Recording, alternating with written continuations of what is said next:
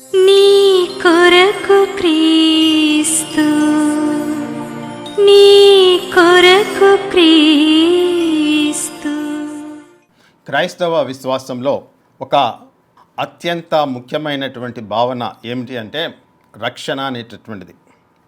రక్షణ అనేటటువంటి పదము క్రైస్తవ విశ్వాసంలో వారు విశ్వసించేటటువంటి బైబిల్ గ్రంథంలో ఈ పదానికి ఎక్కడ లేనటువంటి ప్రాముఖ్యత అనేటటువంటిది ఉంది.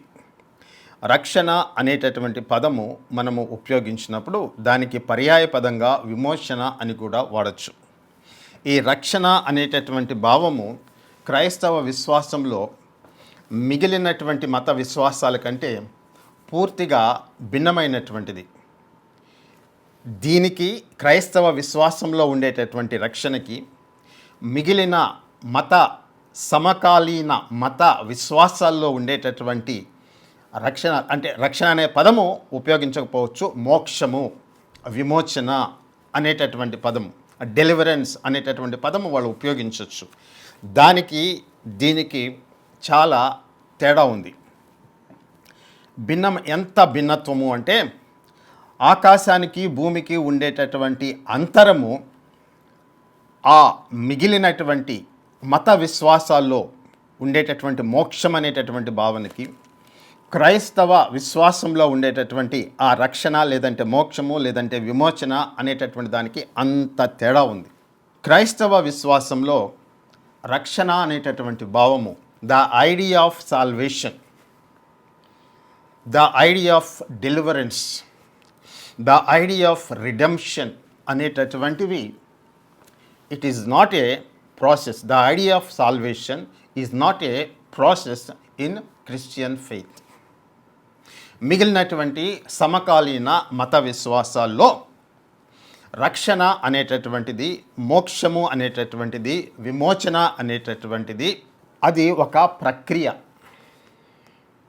క్రైస్తవ విశ్వాసంలో అది ఒక సంఘటన.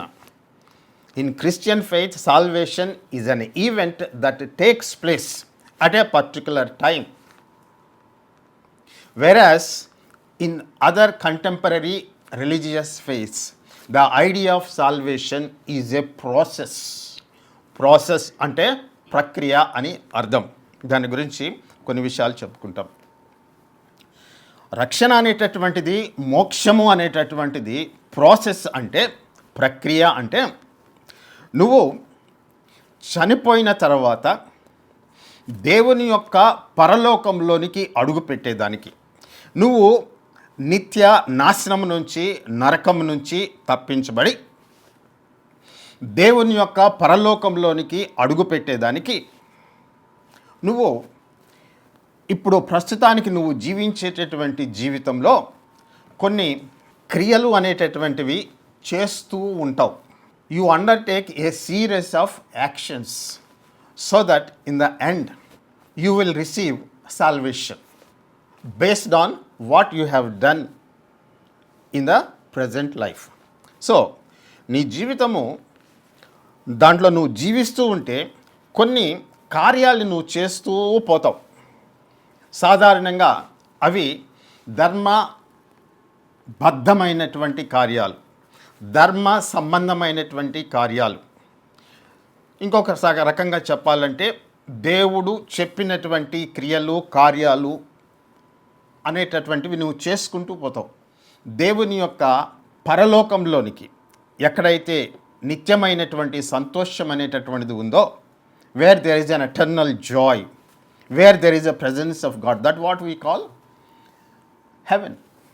అక్కడికి చేరుకునేదానికి నువ్వు ఏం చేస్తావంటే కొన్ని క్రియలు చేసుకుంటూ పోతావు. ఏంటి ఈ క్రియలు అంటే అవి రకరకాలుగా ఉండొచ్చు. ధర్మబద్ధంగా జీవించడం అనేటటువంటిది. ధర్మబద్ధంగా జీవించొద్దని ఎవరైనా చెప్తారా? ఎవరు చెప్పరు. కానీ ఈ ధర్మబద్ధమైనటువంటి జీవితము నిన్ను దేవుని యొక్క సన్నిధిలోనికి తీసుకువెళుతుంది అనేటటువంటి భావం నీలో ఉంది. ఆ ధర్మబద్ధంగా, అనవాయితీగా, సంప్రదాయంగా చాలా సంవత్సరాల నుంచి ఈ రకమైనటువంటి ప్రవర్తన, ఈ ధర్మం అనేటటువంటిది ఉనికిలో ఉంది. కాబట్టి నువ్వు కూడా దాన్ని అనుసరించి అనుకరించి ఆచరణలో పెట్టి చివరికి దేవుని యొక్క సన్నిధిలో పరలోకంలో చేరాలి అనేటటువంటి భావం. సో క్రియలు అనేటటువంటివి చేసుకుంటూ పోతాం. ఈ ధర్మబద్ధంగా జీవించాలి అనేటటువంటి దాన్ని దృష్టిలో పెట్టుకొని ఆ సంప్రదాయాన్ని లేదంటే ఆ ఆచారాలని లేదంటే ఆ పద్ధతుల్ని ఆ కర్మకాండని ఆ క్రియల్ని నువ్వు చేసుకుంటూ చివరికి పరలోకంలో చేరాలనేటటువంటిది నీ యొక్క ఉద్దేశం. ఇది ప్రాసెస్, ఇది ఒక ప్రక్రియ. ఒక రోజుతో అయిపోదు ఇది. నువ్వు ఎంతకాలం జీవిస్తావో అంతకాలం వీటిని చేస్తూనే ఉంటావు.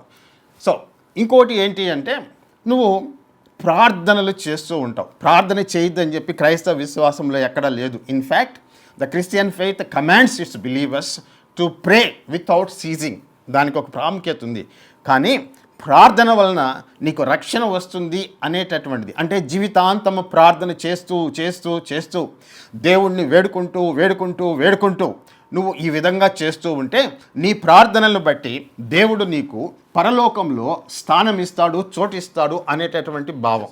రక్షణ అనేటటువంటిది, మోక్షం అనేటటువంటిది ఒక ప్రక్రియ అనేటటువంటి దాంట్లో ఉండేటటువంటి ఇంకొక అంశం ఏంటంటే నువ్వు దేవుని సన్నిధిలోనికి పరలోకంలోనికి ప్రవేశించాలంటే ఈ లోకంలో నువ్వు జీవించి ఉన్నంత కాలము నీ జీవితంలో దాన ధర్మాలు, అంటే you must live A life of charity అంటే దాతృత్వంతో దాన ధర్మాలు చేయడంతో నువ్వు బ్రతకాలి.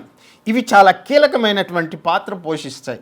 ఎందుకంటే నువ్వు చనిపోయిన తర్వాత దేవుడు నిన్ను త్రాసులో పెట్టి ఆయన వేయి చేసినప్పుడు, తూకము తూచినప్పుడు నువ్వు చేసినటువంటి ఈ దాన ధర్మాలు అనేటటువంటివి, నువ్వు చేసినటువంటి పుణ్యకార్యాలు అనేటటువంటివి నీకు పరలోకంలోనికి ప్రవేశించేదానికి అవి వెసులుబాటు కల్పిస్తాయి. ఏంటి వెసులుబాటు కనిపిస్తాయి?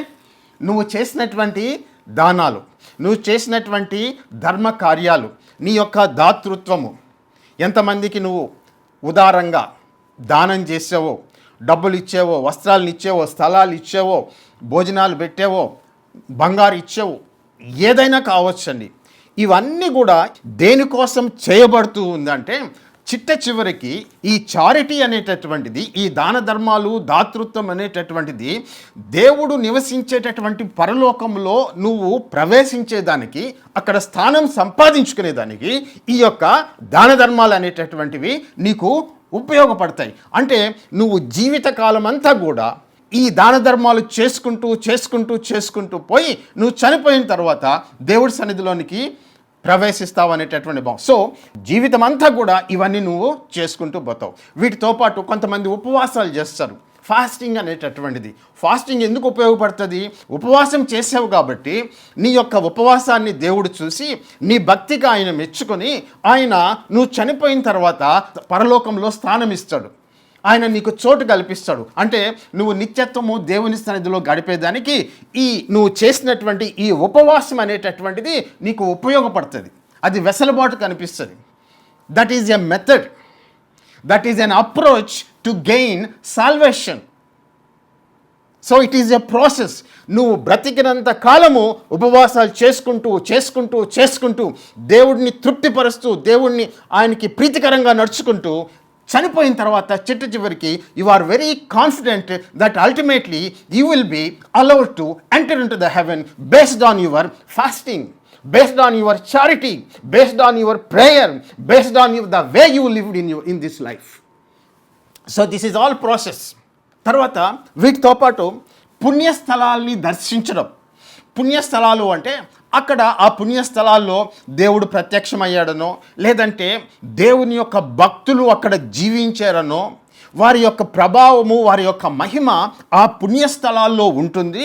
కాబట్టి నువ్వు నీ పాపాన్ని వదిలించుకునేదానికి, చనిపోయిన తర్వాత దేవుని యొక్క పరలోకంలో చేరేదానికి ఆ పుణ్యస్థలాల్ని దర్శించి కొంత నీ పాపాన్ని పోగొట్టుకొని, కొంత ఆ స్థలంలో ఉండేటటువంటి పుణ్యాన్ని నీ సంపాదించుకొని సంహౌ ఎనీహౌ అది నువ్వు చిట్ట చివరిన చనిపోయినప్పుడు ఈ పుణ్యస్థలాల్ని దర్శించడం అనేటటువంటిది దేవుని దగ్గర పరలోకంలో నీకు స్థానం సంపాదించుకునే దానికి ఉపయోగపడుతుంది. సో ఇవన్నీ కూడా మీరు గమనిస్తే ఏం కనిపిస్తుందంటే మోక్షము పొందడం అనేటటువంటిది, విమోచన పొందడం అనేటటువంటిది, సాల్వేషన్ పొందుకోవడం అనేటటువంటిది నీ జీవితంలో నువ్వు చేసేటటువంటి అనేకమైనటువంటి క్రియల మీద, కార్యాల మీద ఆధారపడి చిట్ట చివరికి నువ్వు దేవుని యొక్క పరలోకంలో చేరుతావు. నువ్వు చనిపోయిన తర్వాత దేవుడు ఈ నీ జీవితాన్ని అంతా పరిశీలిస్తాడు.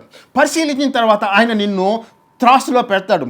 He will weigh your deeds, the life that you have lived, all these things he weigh in his balance. And if God is satisfied with your deeds, then he will let you into his heaven.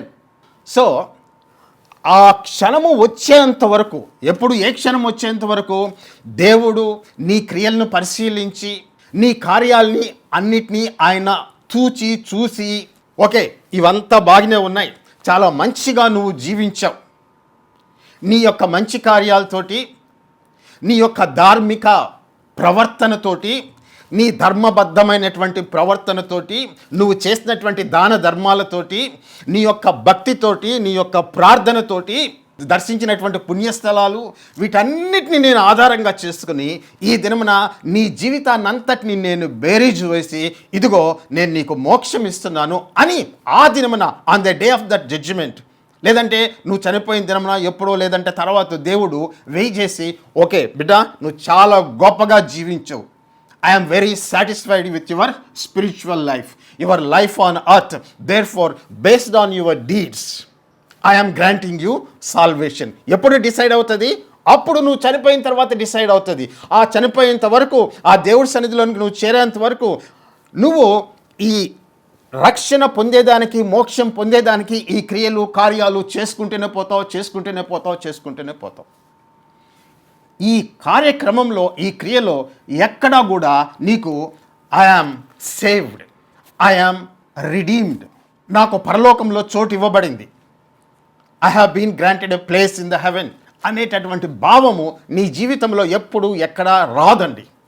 Because it is a process.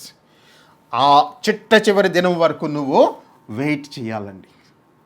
ఇది ప్రస్తుత సమకాలీన సమాజంలో మోక్షాన్ని ఏ విధంగా సంపాదించాలా అనేటటువంటి గురించినటువంటి కొన్ని భావనలు, కొన్ని నేను వదిలేసి ఉండొచ్చు, కొన్ని నేను చెప్పకపోయి ఉండొచ్చు, కానీ స్థూలంగా ఈ విధంగా ఉంటుంది.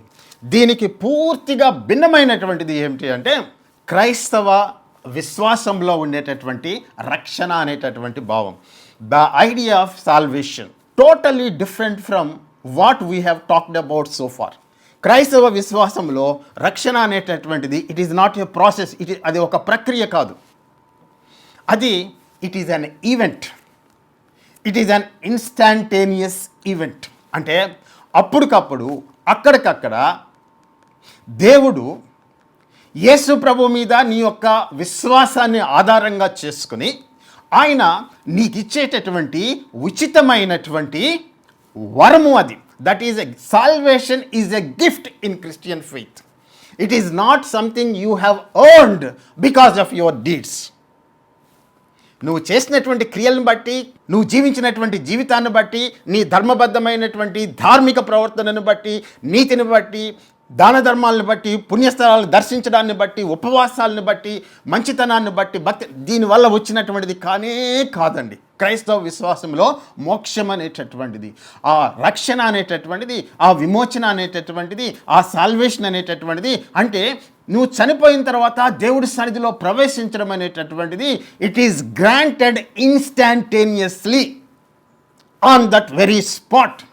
ఏ సమయంలో దేవుడు నీకు ఈ రక్షణ, ఈ మోక్షం అనేటటువంటిది ప్రసాదిస్తాడంటే యేసు ప్రభువు నీ పాపముల కోసం చనిపోయాడని, ఆయన నీ కోసం సమాధి చేయబడ్డాడని, నేను నీతిమంతుడుగా తీర్చేదానికి, in order to justify you as a righteous person, he rose again on the third day, he defeated the death.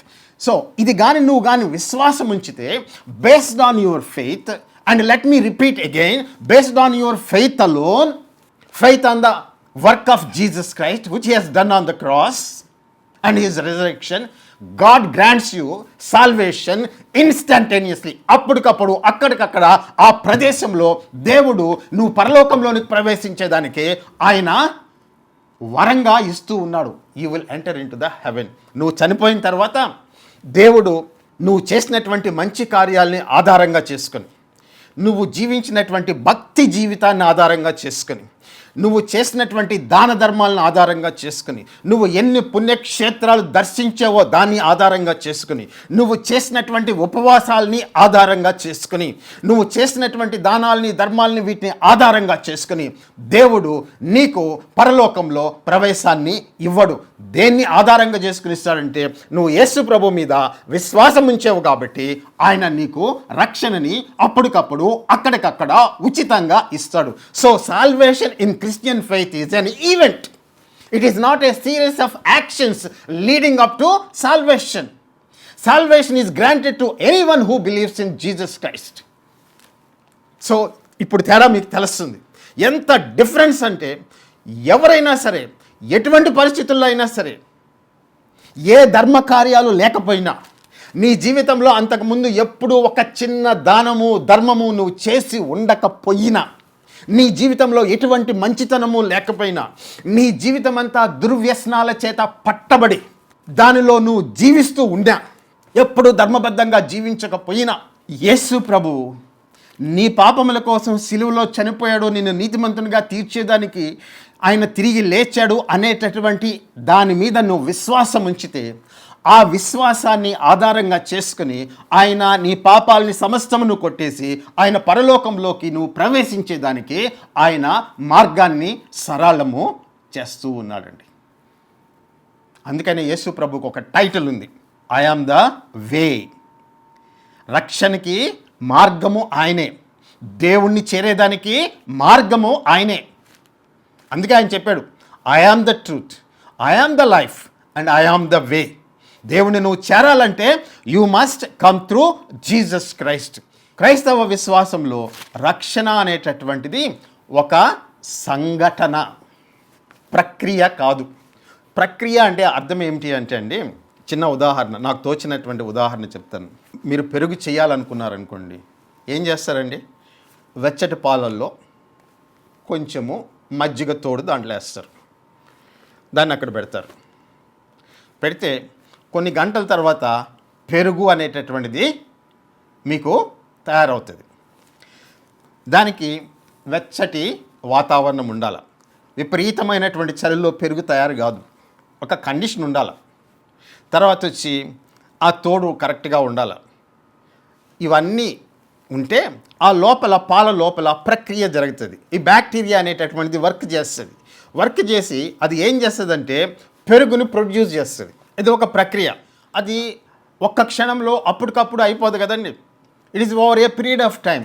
It keeps on working until curd is formed. ఆ మిల్క్ అనేటటువంటిది సాలిడిఫై అయ్యేంత వరకు అది పనిచేస్తూనే ఉంటుంది, ఆ బ్యాక్టీరియా పనిచేస్తూనే ఉంటుంది. So this is called process. కానీ దానికి డిఫరెంట్గా ఉండేటటువంటిది ఏమిటంటే టైం లేకుండా, ప్రాసెస్ లేకుండా నువ్వు అంత మజ్జిగ దాంట్లో వేయగానే వెంటనే ఆ పాలు తోడుకొని గట్టి పెరుగుగా తయారైందనుకో, నువ్వు చాలా ఒక 2-3 గంటలు వెయిట్ చేయాల్సిన అవసరం లేదు. మంచి టెంపరేచర్, మంచి వెచ్చగా ఉండేటటువంటి టెంపరేచర్ అవసరం లేదు. ఇవన్నీ కూడా ఏం అవసరం లేకుండా ఇన్స్టాంటేనియస్గా నీకు పెరుగు తయారైంది. That is called instantaneous event. అప్పటికప్పుడు జరిగినటువంటి సంఘటన. It is not a process. అదేవిధంగా రక్షణ అనేటటువంటిది, మోక్షం అనేటటువంటిది క్రైస్తవ విశ్వాసంలో పూర్తిగా భిన్నమైనటువంటిది. దేవుడు యేసు ప్రభు మీద నువ్వు విశ్వాసం ఉంచినప్పుడు ఆయన రక్షణ అనేటటువంటిది నీకు ఉచితంగా ప్రసాదిస్తాడు. ప్రాబ్లం ఎక్కడొస్తుందంటే ఈ యేసు ప్రభు ఇచ్చేటటువంటి రక్షణ, లేదంటే క్రైస్తవులు మాట్లాడేటటువంటి ఈ రక్షణ అనేటటువంటి భావం, the idea of salvation in Christianity, దాని ప్రాబ్లం ఎక్కడొస్తుందంటే, దానికి వ్యతిరేకత ఎందుకు వస్తుందంటే, ఇది వినేదానికి, నమ్మేదానికి, నమ్మి దాని మీద జీవితాన్ని పెట్టేదానికి ఇది చాలా సులువుగా ఉంటుంది. It is two easy. The idea of Christian salvation is very very easy. It is two easy. ఇక్కడ ఏమి ప్రక్రియ లేదు. నేను కష్టపడాల్సినటువంటి అవసరం లేదు. నేను ధర్మకార్యాలు చేసిన అవసరం లేదు. ఉపవాసం ఉండవలసినటువంటి అవసరం లేదు. పుణ్యక్షేత్రాన్ని దర్శించాల్సినటువంటి అవసరం లేదు. జీవితం అంతా రక్షణ దయచేదేవా, రక్షణ దయచేవా అని చెప్పి ప్రార్థన చేయవలసినటువంటి అవసరం లేదు. నా పూర్వీకులు చెప్పినటువంటి ఆచారాలని, సంప్రదాయాలని, వాళ్ళ యొక్క పద్ధతుల్ని నేను తూచా తప్పకుండా ఆచరించవలసినటువంటి అవసరం లేదు. దాని అవసరం, నీతి నియమాలు నీకు అవసరం లేదని చెప్పి నేను చెప్పడం లే. కానీ ఇవి నీకు రక్షణని లేదంటే మోక్షాన్ని ప్రసాదిస్తాయని నువ్వు నమ్ముతున్నావు కదా, అవన్నీ ఆ అవసరం అంతా కూడా లేదు. You don't need any of these things. Yesu ప్రభు మీద విశ్వాసం ఉంచినంత మాత్రాన చిత్తశుద్ధితో, only qualification is sincere faith in Jesus Christ and his finished work. శిలువ మీద ఆయన చేసినటువంటి ఆ కార్యాన్ని నువ్వు విశ్వాసం ఉంచితే నీ యొక్క పాపములు క్షమించబడి, యేసు ప్రభు నీ కోసం చనిపోయి ఆయన నీ యొక్క పాప క్షమాపణ నిమిత్తమై వెల చెల్లించాడు కనుక, నిన్ను నీతిమంతునిగా తీర్చేదానికి మరణంలోంచి తిరిగి లేచాడు కనుక, దాన్ని ఆధారంగా చేసుకుని దేవుడు నీకు రక్షణ అనేటటువంటిది, మోక్షం అనేటటువంటిది, విమోచన అనేటటువంటిది, రిడెంప్షన్ అనేటటువంటిది ఆయన నీకు ఇస్తాడు. వినేదానికి, నమ్మేదానికి it sounds very easy and too easy to believe. మిగిలినటువంటి వాటి దగ్గరలో నువ్వు కష్టపడాలండి, నువ్వు శ్రమ పడాలా, ప్రయాసపడాలా, ప్రయత్నం చేయాలా, నీ జీవితంలో నువ్వు క్షోభ పెట్టుకోవాలా, ఉపవాసాలు ఉండాలా. ఒక 40 దినాలు ఉపవాసం ఉండమో, లేదంటే 50 దినాలు ఉంటావు, నాకు తెలియదు ఎన్ని దినాలు ఉపవాసం ఉండాలా, కడుపు మార్చుకోవాలా, దాన ధర్మాలు చేయాలా. తర్వాత ఆ ధర్మబద్ధమైనటువంటి ధార్మిక ప్రవర్తనను నువ్వు అనుసరించే దానికి నువ్వు తగ్గించుకొని నువ్వు అవన్నీ కూడా చేయాలా. ఇవన్నీ చేసిన తర్వాత కూడా దేవుడు నిన్ను త్రాసులో పెట్టి చూచినప్పుడు నీకు రక్షణ లభించిందా లేదా, మోక్షం లభించిందా అనేటటువంటిది నీకు తెలియదు. ఆ దినం దాకా నీకు తెలియదు. క్రిస్టియన్ ఫెయిత్లో ఇవేవి కూడా అవసరము లేదు. ఇది నమ్మేదానికి చాలా ఈజీగా ఉంది. అది ప్రాబ్లం. ప్రయాసపడాల్సిన అవసరం లేదు, దుఃఖపడాల్సినటువంటి అవసరం లేదు, ఉపవాసాలు చేసినటువంటి అవసరం లేదు, ఏమీ లేదండి. యేసు ప్రభు మీద విశ్వాసం ఉంచితే చాలు. క్రైస్తవ విశ్వాసానికి ఉండేటటువంటి ఒక రకంగా చెప్పుకోవాలంటే ఒక ముఖ్యమైనటువంటి అబ్స్టకల్ ఏమిటి అంటే, it is a too easy a faith. నమ్మేదానికి చాలా కష్టంగా ఉంటుంది, అంత సులువుగా ఉంది. మరి దేవుడు పాపంలో పడి నిత్య నాశనంలోనికి పోయేటటువంటి ఒక వ్యక్తిని రక్షించేదానికి కష్టమైనటువంటి పనులు చేయమని చెప్పి ఏమీ చెప్పడంలే. కేవలము విశ్వాసం మాత్రము ఉంచమని చెప్పి ఆయన చెప్తూ ఉన్నాడండి. ఎందుకంటే మనుషులకి వాళ్ళల్లో ఉండేటటువంటి ఆ అతిశయాన్ని బట్టి మేము మా ప్రయాసతోటి, మా కష్టంతోటి, మా ప్రయత్నంతో మేము సాధన చేసి రక్షణని సంపాదించుకుంటే దానికి ఒక అర్థం ఉంది. That is very meaningful. యూదులు కూడా యేసు ప్రభుని ఎందుకు నమ్మరంటే బికాజ్ ఆఫ్ దిస్ థింగ్. రక్షణ అనేటటువంటిది నీకు నువ్వే సంపాదించుకోవాలి, వేరే వాళ్ళు నీకు దానం ఇచ్చేటటువంటిది ఏంది, that cannot be A salvation అని చెప్పి వాళ్ళు వాదిస్తారు. యూదులు, ఇశ్రాయేలీయులు ఎందుకు యేసు ప్రభుని నమ్మరు అంటే వాళ్ళు ధర్మశాస్త్రాన్ని ఖచ్చితంగా ఆచరించి, ఇదిగో ఉపవాసాలు ఉండి, ఇదిగో బలి అర్పణలు అర్పించి, ఇదిగో దాన ధర్మాలు చేసి, వీటన్నిటినీ చేసి నువ్వు ప్రయాసపడితే ఆ దేవుని యొక్క ప్రమాణాలకు అనుగుణంగా నువ్వు జీవించి అప్పుడు చేస్తే దేవుడు నీకు రక్షణ అనేటటువంటి సాల్వేషన్ అని వాళ్ళు అనుకుంటారు దాన్ని. కానీ యేసు ప్రభువుల విశ్వాసం ఉంచితే రక్షణ ఇస్తాడు అనేటటువంటిది వాళ్ళకి ఒక రకంగా చాలా ఎగతాళిగాను దీన్ని మాక్ చేస్తారు. అందరికీ ఉండేటటువంటి ప్రాబ్లం అదేనండి. ప్రయాస పడకుండా, కష్టం లేకుండా, సాధన లేకుండా, ఉపవాసాలు లేకుండా, ప్రార్థన లేకుండా, భక్తి లేకుండా, కేవలము యేసు ప్రభు శిలువలో చనిపోయాడు, ఆయన నీ కోసం తిరిగి లేచాడు, నా పాపాలని క్షమించని చెప్పి ఆయన అడిగినంత మాత్రాన దేవుడు రక్షణ ఇస్తున్నాడంటే అది అనేక మందికి చాలా మింగుడు పడనటువంటి విషయం. కానీ ఒక ప్రశ్న అడుగుదాం, ఇది నిజంగా అంత సులువైనటువంటిదేనా? యేసు ప్రభు ద్వారా దేవుడు ఇచ్చేటటువంటి రక్షణ అది అంత చాలా చౌకబారుదా? Is it too easy? Is it too cheap? నిజంగా అదంతా చౌకబారుగా ఉండేటటువంటి మోక్షమేనా ఆ భావము లేదంటే ఆ క్రియ? ఒకసారి ఆలోచిద్దాం. దేవుడు నీ పాపాలని క్షమించేదానికి సృష్టికర్త అయినటువంటి దేవుడు నీ నిమిత్తమై శరీరాన్ని ధరించాల్సి వచ్చింది. ఆయన శరీరాన్ని ధరించింది ఎక్కడో ఒక దూరంగా ఉండేటటువంటి ఒక రాక్షసుని, 10 తలల రాక్షసుని చంపేదానికి ఆయన నరావతారాన్ని ఎత్తలే. లేదంటే తన కుటుంబంలో ఉండేటటువంటి ఒక వ్యక్తిని రక్షించుకునేదానికి ఆయన నరావతారము ఎత్తలే. సృష్టికర్త ఎందుకు శరీరాన్ని ధరించాడంటే నీ ప్రాణాన్ని, నీ ఆత్మని, నీ దేహాన్ని విమోచించేదానికి ఆయన కూడా నీలాగా శరీరాన్ని ధరించి ఆ శరీరాన్ని ఆయన తనకై తానుగా బలి అర్పణగా అర్పించి నువ్వు చేసినటువంటి పాపములకి ఆయన ప్రాయశ్చిత్తము చేశాడు. సులువైనటువంటి కార్యం కాదు. ఈ లోకంలో ఆయన జీవించి మానవుడు పర్ఫెక్ట్గా జీవిస్తే ఏ విధంగా ఉండాలి, దేవుని యొక్క చిత్త ప్రకారము, ఆయన ప్రమాణాల ప్రకారం అనేటటువంటిది ఆయన జీవించి ఆయన చూపించి ఆ పర్ఫెక్ట్ లైఫ్ అనేటటువంటిది, ఆ హోలీ లైఫ్ అనేటటువంటిది, ఆ రైచియస్ లైఫ్ అనేటటువంటిది దేవుడు క్రీస్తు ప్రభు ద్వారా ఆయన కనపరిచి దాన్ని చూపించి అంత పర్ఫెక్ట్ బాడీని, పాపం లేనటువంటి శరీరం అది, పాపం లేనటువంటి రక్తం అది, పాపం లేనటువంటి ఏకైక వ్యక్తి తన యొక్క శరీరాన్ని పాప పరిహారార్థ బలిగా ఆయన సమర్పించాడండి. అంత పర్ఫెక్ట్ గాడ్, అంత పర్ఫెక్ట్ సాక్రిఫైస్ తన శరీరం ద్వారా చేసి నీకు రక్షణ ప్రసాదించడము అనేటటువంటి దాంట్లో నీకు విలువ ఏమీ కనిపించడం లేదా? అది నీకు అంత చౌకబారుగా అనిపిస్తుందా? అదేవిధంగా నువ్వు చేసేటటువంటి ధర్మకార్యాలు, నీ ధార్మిక ప్రవర్తన, నీ నీతి ప్రవర్తన, నువ్వు చేసేటటువంటి దాన ధర్మాలు, నీ ప్రార్థన, నీ భక్తి దేవుడు చేసిన కార్యం కంటే గొప్పవా? ఆ దేవుడు ఈ లోకంలో జీవించినటువంటి జీవితానికి సమంగా నీ జీవితాన్ని నువ్వు పెట్టగలవా? ఆయన జీవితంతో నీ జీవితాన్ని పోల్చుకోగలవా? నువ్వు పుట్టినప్పటి నుంచి ఏ పాపం లేకుండా జీవించావా? ఇవన్నీ నువ్వు ఆలోచించాల్సినటువంటి విషయం. సో అంత పర్ఫెక్ట్ లైఫ్ని దేవుడు సాక్రిఫైస్గా ఆయన సిలువలో సమర్పించాడు. దాని మీద విశ్వాసం. కాబట్టి యేసు ప్రభువులో విశ్వాసం అని చెప్పడం అనేటటువంటిది మాటల్లో చెప్పినప్పుడు సులువుగా అనిపిస్తుంది, కానీ దానికి చెల్లించబడినటువంటి ఖరీదు అనేటటువంటిది వెల కట్టబడలేనటువంటిది.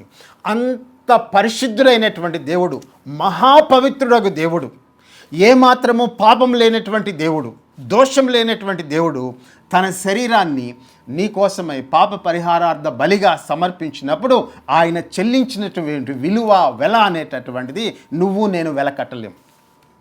అది కాదు అని చెప్పి నువ్వు తృణీకరించి నీ యొక్క సొంత శక్తి మీద, నీ సొంత ప్రయత్నం మీద, నీ యొక్క సొంత ధార్మిక ప్రవర్తన మీద, నీ యొక్క భక్తి మీద, నీ ప్రార్థన మీద, నీ ఉపవాసాల మీద, పుణ్యక్షేత్రాన్ని దర్శించడం ద్వారా, పూర్వీకులు చెప్పినటువంటి పద్ధతుల్ని ఆచరించడం ద్వారా, కర్మకాండ ద్వారా నువ్వు దేవుడితోటి ఆ యేసు ప్రభు ఇచ్చినటువంటి రక్షణకి సంపాదించుకోవాలనుకుంటావు. ఒకసారి బేరీజు వేసుకొని చూసుకో.